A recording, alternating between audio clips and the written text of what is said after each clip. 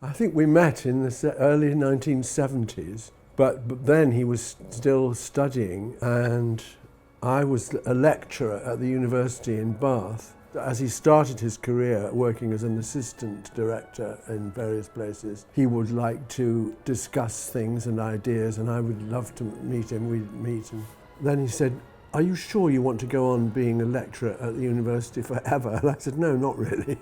I think I've had enough." He said, "Well, why don't you come?" And so I did. I became a gypsy, really, and moved around European opera houses for 30-odd years.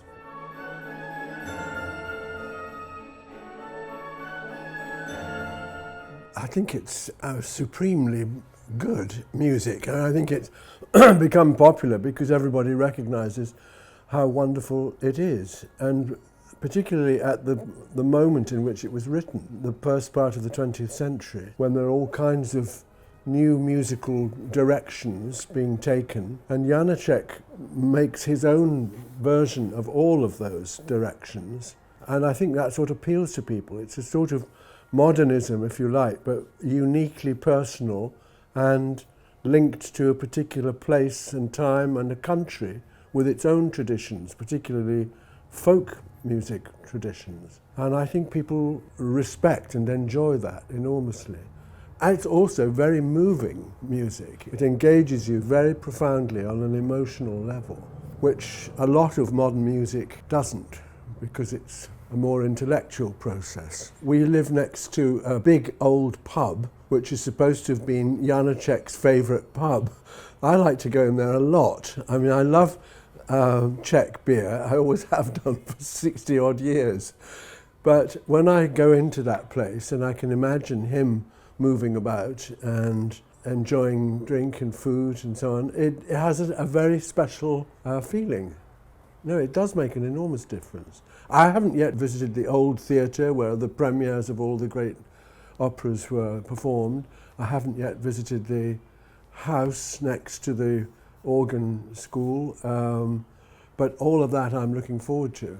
It is about fate and about whatever that word means, but I think the opera is about many other things as well. It's about an artist trying to understand the roots of his own creativity and finding them in areas which are very unexpected and distressing in many ways. And that, of course, is a theme which is very popular at the beginning of the 20th century. There was even a genre of opera called the Künstleroper, where you have composers writing about the act of creation, and all these pieces by Strauss and Hindemith and so on, Pfitzner, all these people are fascinated by the process of creating art itself. He wrote this piece just after the death of his beloved daughter, and it had an extraordinary effect on him. He then went off to Luchacowice nearby for a bit of a rest cure, a spa, somewhere he enjoyed going, giving him an inspiration, giving him health, and there he met this extraordinary young woman who told him a story which fascinated him about her relationship with a composer and a conductor and so on. And that set going a whole range of different ideas and themes in Janáček's mind, which eventually crystallizes in the text. Subsequent directors and people find that text very difficult and very complicated. I think for people who enjoy modernist poetry, that's not an unusual experience. You battle with the meaning and you interpret and so on. And you have a text which is cut up into lots of little pieces, like a great poetic text like T.S. Eliot's The Wasteland, where you've got fragments of conversation, quotations from other people, strange lyrical passages and so on, all of which provide Janáček with the perfect means for creating music.